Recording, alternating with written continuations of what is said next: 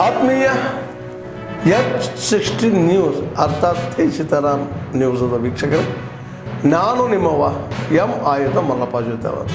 ತಾವು ಈಗ ಸುದ್ದಿಗಳ ಲೋಕಕ್ಕೆ ಎಂಟ್ರಿ ಹೊಡಿತಾ ಇದ್ದೀರಿ. ಈ ಸುದ್ದಿಗಳನ್ನು ಪ್ರತಿಯೊಂದು ನೋಡೋ ಜೊತೆಗೆ ನಿಮ್ಮ ಅಭಿಪ್ರಾಯಗಳನ್ನು ಹಂಚ್ತಾ ಇರಿ. ಯಾಕಂದರೆ ಈ ಸುದ್ದಿಗಳು ನಿಮಗಾಗಿ, ನಿಮ್ಮ ಬದುಕಿಗಾಗಿ, ನಿಮ್ಮ ವೈಚಾರಿಕೆಗಾಗಿ, ನಿಮ್ಮ ತಿಳುವಳಿಕೆಗಾಗಿಯೂ ನಿಮಗೂ ಗೊತ್ತು. ಜೊತೆಗೆ ನಮಗೂ ನಿಮ್ಮೊಂದಿಗೆ ಇದೊಂದು ಮಾತಾಡುವಂಥ ಜೊತೆಗೆ ಸುದ್ದಿಗಳನ್ನು ಬಿಡುವಂಥ ಕೆಲಸ. ಈ ಕೆಲಸದಲ್ಲಿ ನಾವು ನಿಮ್ಮೊಂದಿಗಿದ್ದೀವಿ ಅಂತ ಹೇಳ್ತಾ ನೋಡ್ತಾ ಇರಿ ಸುದ್ದಿಗಳನ್ನು. ಅತಿ ಸಣ್ಣ ಮತ್ತು ಮಧ್ಯಮ ವರ್ಗದ ಕೈಗಾರಿಕೆ ಜಿಲ್ಲೆಯಲ್ಲಿ 12,500 ಇದೆ. ಅದರಲ್ಲಿ ಸುಮಾರು 1,32,000 ಜನ ಕಾರ್ಯವನ್ನು ಕೂಡ ನಿರ್ವಹಿಸ್ತಾ ಇದ್ದಾರೆ ಪ್ರತಿಯೊಂದು. ಅದರ ಜೊತೆಗೆ ಇನ್ನಷ್ಟು ಪ್ರೋತ್ಸಾಹದಾಯಕವಾಗಿ ಈ ಸ್ಕೀಮ್ಗಳಿಗೆ ಸಬ್ಸಿಡಿ ಕೂಡ ಕೊಡುವಂಥ ಯೋಜನೆ ಜಿಲ್ಲಾ ಕೈಗಾರಿಕಾ ಕೇಂದ್ರ ಏನಿದೆ ಅಲ್ಲಿ ಕೊಡುವಂಥದ್ದು ಇದೆ. 20 ಲಕ್ಷ ತನಕ ಫಂಡಿಂಗ್ ಇದು ವ್ಯವಸ್ಥೆ ಮಾಡಿಕೊಟ್ಟಿದ್ದಾರೆ. ಈ ಸತಿ ಇದು MSME outreach program union bank ಇದು ಇಲ್ಲಿ DC ಆಫೀಸಲ್ಲಿ ನಡೆದದ್ದು. ನಮ್ಮ ಎಲ್ಲ ಮಹಿಳಾ ಉದ್ಯಮಿಗಳಿಗೆ ತುಂಬ ಉಪಕಾರಿಯಾಗಿದೆ. ಎಲ್ಲ ಸ್ಕೀಮ್ಸ್ಗಳ ಬಗ್ಗೆ ನಮಗೆ ಕರೆಕ್ಟ್ ಡೀಟೇಲ್ಸ್ ಇರೋದಿಲ್ಲ. ಇವತ್ತು ನಮಗೆ ಎಲ್ಲರೂ ಬಿಡಿಸಿ ಹೇಳಿದ್ರಿಂದ ಹೆಚ್ಚಿನವರಿಗೆ ಉಪಯೋಗ ಆಗಿದೆ ಅಂತ ನಾನು. केदारनाथ रोपवे, अगर आप केदारनाथ जी का ये एक स्केच है जो सोनप्रयाग से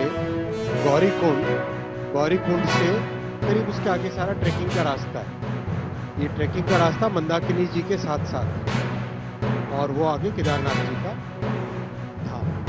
4 धाम में बहुत ही महत्वपूर्ण धाम है केदारनाथ धाम. यहाँ एक 12.9 किलोमीटर का रोपवे बनाने का आज फैसला लिया गया है. करीब 4,081 करोड़ 4,081 करोड़ रुपीस का ये प्रोजेक्ट होगा.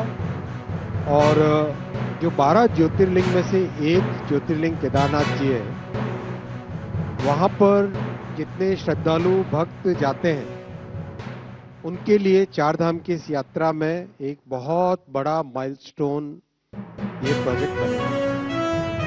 पिछले साल करीब 23 लाख श्रद्धालु भक्त केदारनाथ जी पे गए थे, दर्शन के लिए गए थे भक्ति के भाव में. और ये प्रोजेक्ट जब बनेगा इसका जो टोटल टाइम लगता है आज, वो टाइम सब्सटेंशियली कम हो जाएगा. और आज जो 2 महीने के आसपास श्रद्धालु जा सकते हैं वो टाइम पीरियड काफी सिग्निफिकेंटली बढ़ जाएगा. अगर आप देखें इसमें पर्वतमाला परियोजना, ये पूरे प्रोजेक्ट का इस तरह के और भी कई प्रोजेक्ट्स लिए गए हैं जिनका एक नाम दिया गया है पर्वतमाला परियोजना. रोपवेज के प्रोग्राम्स का नाम दिया गया है पर्वतमाला परियोजना. ये नेशनल हाईवे अथॉरिटी के अंतर्गत एक नई कंपनी बनी है, उस कंपनी की जिम्मेदारी दी है. और एक प्रोजेक्ट आपकी जानकारी में होगा, वाराणसी में भी एक प्रोजेक्ट इस कंपनी ने टेकअप किया.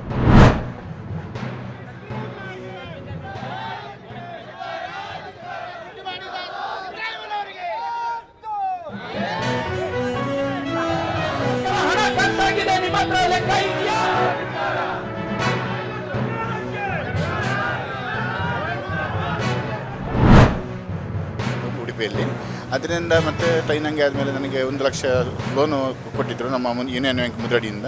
ಅದರಿಂದ ಸ್ವಲ್ಪ ಬೆಳ್ಳಿ ಚಿನ್ನ ಎಲ್ಲ ತಗೊಂಡು ಸ್ವಲ್ಪ ಇಂಪ್ರೂವ್ ಮಾಡಿ ಕೆಲಸ ಮಾಡ್ತಿದ್ದೇನೆ. ಅದನ್ನು ಪ್ರತಿ ತಿಂಗಳು ಒಂದು ಕಟ್ಟಲಿಗೆ ಬರ್ತದೆ. ಆ ರೀತಿ ಎಲ್ಲರಿಗೂ ಈ ರೀತಿ ಎಲ್ಲರಿಗೂ ಇದರಿಂದ ಪ್ರಯೋಜನ ಆಗಿದೆ ಅಂತ ಹೇಳಿ ನನ್ನ ಭಾವನೆ. ಒಕ್ಕೂಟದಲ್ಲಿರೋ ಸಂಘದ ಮಹಿಳೆಯರು ಬೇರೆ ಬೇರೆ ಚಟುವಟಿಕೆಗಳಲ್ಲಿ ತೊಡಗಿಸಿಕೊಂಡಿದ್ದಾರೆ.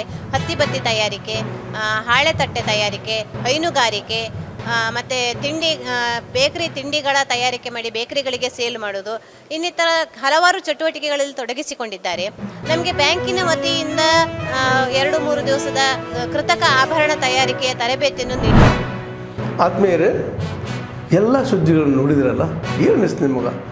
ಇದರಲ್ಲೇ ನಿಮಗೆ ಲೈಕ್ ಆಗಿರ್ಬೋದು, ಡಿಸ್ಲೈಕು ಆಗಿರ್ಬೋದು, ಕಾಮೆಂಟ್ ಬೇಡಪ್ಪ ಅಂತೂ ಅನಿಸಿರ್ಬೋದು, ಕಾಮೆಂಟ್ ಮಾಡಬೇಕಪ್ಪ ಅನಿಸಿರ್ಬೋದು, ಶೇರ್ ಮಾಡಬಾರ್ದಪ್ಪ ಅನಿಸಿರ್ಬೋದು, ಅದು ಮಾಡಬೇಕು ಅನಿಸಿರ್ಬೋದು. ಏನಾದರೂ ಆಗಲಿ ಶೇರ್ ಮಾಡ್ತಾಯಿರಿ, ಈ ನ್ಯೂಸ್ಗಳನ್ನ ಹಂಚ್ತಾ ಇರಿ, ಜೊತೆಗೆ ಇದಕ್ಕೆ ಸಬ್ಸ್ಕ್ರೈಬ್ ಆಗ್ತಾಯಿರಿ ಅಂತ ಹೇಳ್ತಾ H16 ನ್ಯೂಸ್ ಅರ್ಥಾತ್ ಹೇ ಸೀತಾರಾಮ್, ಇದು ಸತ್ಯದ ಕೈಗೆ ನಡಿ. ವಂದನೆಗಳು.